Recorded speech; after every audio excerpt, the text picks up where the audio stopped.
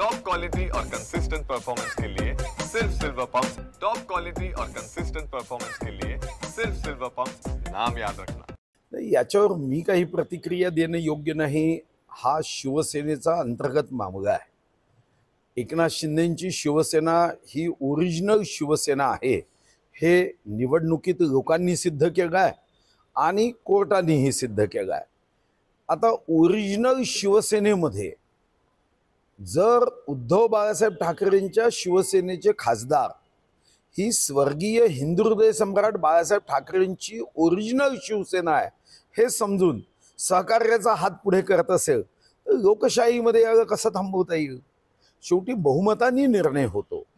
एक व्यक्ती पार्टीला धरून बांधून पुढे नेऊ शकत नाही।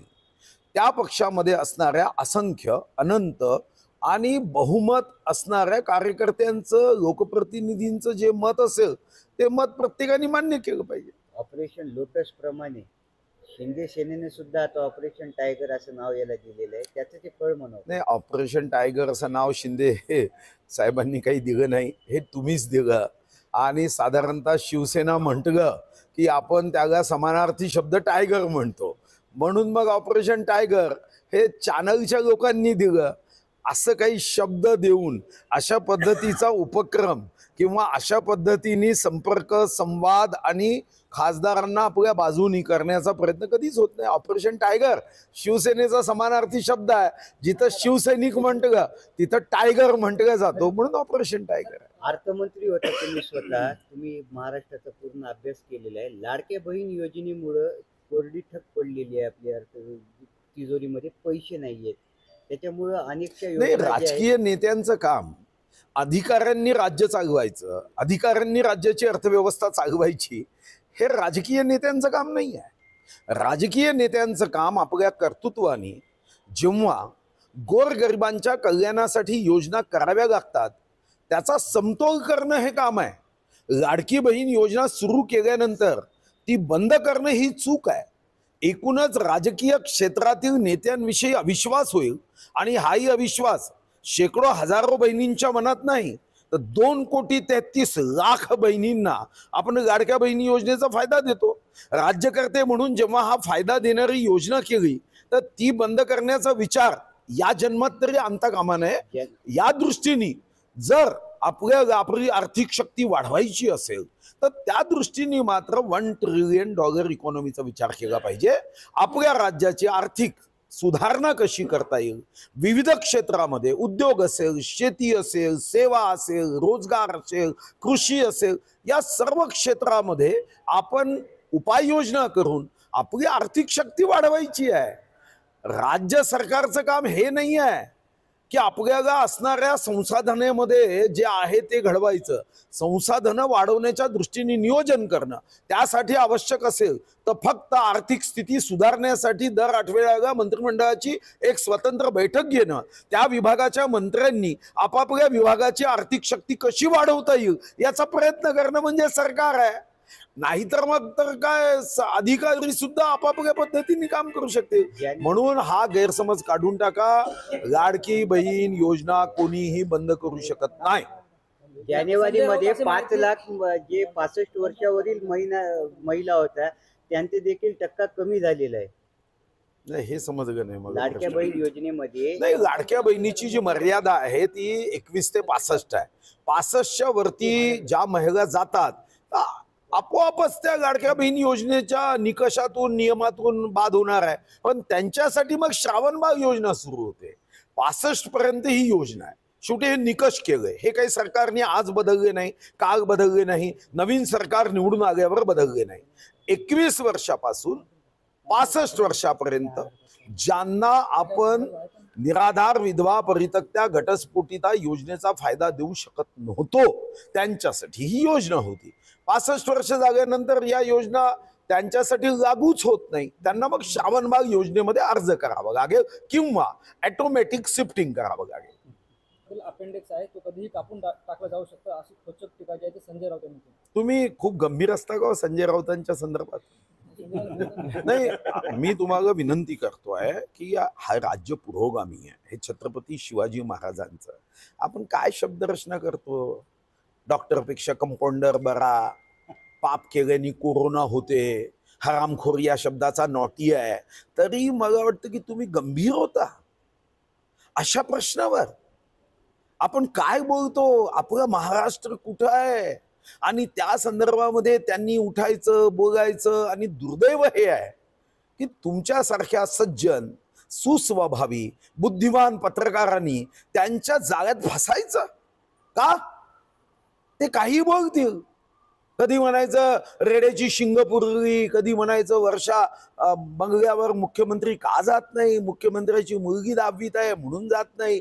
आणि तुम्हाला त्या चॅनल्सवर त्या बातम्या दाखवायच्या. माझी तर विनंती आहे, कधीतरी तुम्ही तुमची एक संघटना करा आणि ठरवा की महाराष्ट्राचं सामान्य ज्ञान आम्ही बिघडवणार नाही. एक आरोपी अद्याप फरार आहे, याविषयी काय सांगा? पकडून बांधलं पाहिजे, ठोकलं पाहिजे अशा लोकांना. इतकी निर्गुण हत्या होते, महाराष्ट्राला हादरवणारी, लाज वाटणारी हत्या आहे. ठोकलं पाहिजे, त्याच्यासाठी विशेष कायदा पारित केला पाहिजे. आता असणाऱ्या कायद्यामध्ये तरतूद नसेल तर कायदा पारित करून अशा माणसाला चौकात उभं करून साऱ्या महाराष्ट्राच्या लोकांनी सुया टोचल्या पाहिजे. अनेक जण आमच्या संपर्क आहेत, टप्प्याटप्प्याने शिवसेनेत प्रवेश होईल. जे ऑपरेशन टायगरच्या प्रश्नावर उदय सामंत यांनी उत्तर दिलं. चांगली गोष्ट आहे ना. त्यांच्या पक्षात आलं काय, आमच्या पक्षात आलं का? घी कहा गया खिचडी में. शेवटी आमच्या महायुती जर मजबूत होत असेल आणि आमच्या एकनाथ शिंदेच्या पक्षामध्ये कोणी प्रवेश करत असेल तर अडचण काय आहे? शेवटी आम्ही महायुती म्हणून घडवतो आहे. विश्वगौरव, देशगौरव, गरीबो के मसीहा नरेंद्र मोदीजी वारंवार सांगताय की आमचं एनडीए मजबूत असलं पाहिजे या देशाला सुदृढ सशक्त करण्यासाठी. तर मग हा प्रश्न कुठं उपस्थित होतो? आमचे काही स्पर्धक आहे का एकनाथ शिंदेजी? आमचे सहकारी आहे. आणि नुसतं सहकारी नाही आहे, अशा प्रसंगात सत्तेला पाठ दाखवून सत्तेची बाजू त्यांनी घेतली आहे. जेव्हा मान्य उद्धवजींचं सरकार होतं आणि वल्गना केल्या जात होत्या, आता 50 वर्ष आमचं सरकार राहील, काय वल्गना होत्या. पण शेवटी एकनाथ शिंदेजींनी सत्तेची बाजू घेतली, सत्तेला पाठ दाखवली. त्यामुळे त्यांच्या पक्षात जर कोणी कार्यकर्ता जात असेल, हा फक्त तो भाजपचा नसावा एवढी कंडिशन आपली आहे.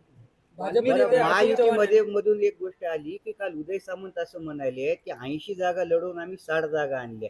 अजितदादा नसते तर आम्ही गुलाबराव 80. ठीक आहे, प्रत्येकाचं एक व्यक्तिगत मत असते, एक अंदाज असतो, एक तर्क असतो.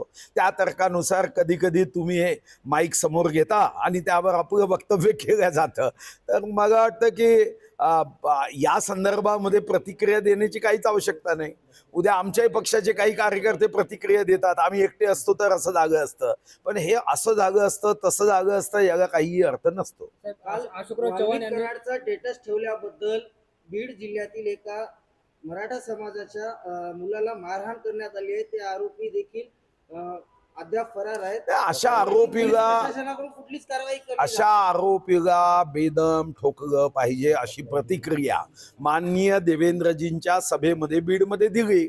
आता बांबू कमी पडत असेल तर माझ्या जिल्ह्यात भरपूर बांबू आहे, घेऊन जायचा, बांबू तुटेपर्यंत ठोकलं तरी चालतं. पण असा आतंक, अशी दहशत, अशी गुंडागर्दी ठेचून काढली पाहिजे. जय भवानी, जय शिवाजी म्हणत भाजप नेता नाराज झाला. त्यावर जे आहे ते स्थानिक शिवसेना आमदारांनी नाराजी व्यक्त केली. त्यांनी देवेंद्र फडणवीस यांच्याकडे तक्रार केली. नाही, तक्रार करायची काय कारण आहे? समजा अशोक चव्हाण स्वबळावर म्हणाले तर त्यांनी स्वबळावर लढावं, पुन्हा एकत्र यावं. एकत्र आले नाही काय, 3 नद्या अलग वाहतात आणि मग प्रयागराजला येऊन संगम होतोच ना.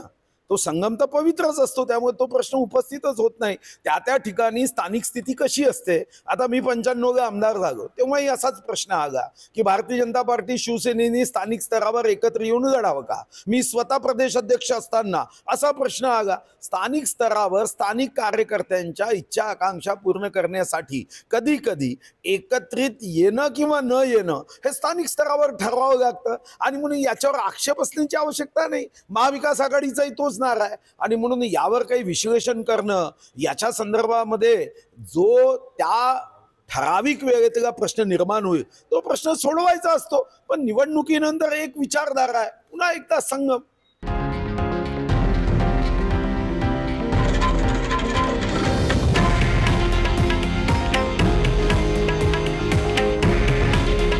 हे आहे देशातील नंबर 1 न्यूज नेटवर्क आणि आपण पाहत आहात TV9 मराठी. काळजी तुमची, हित महाराष्ट्राचं.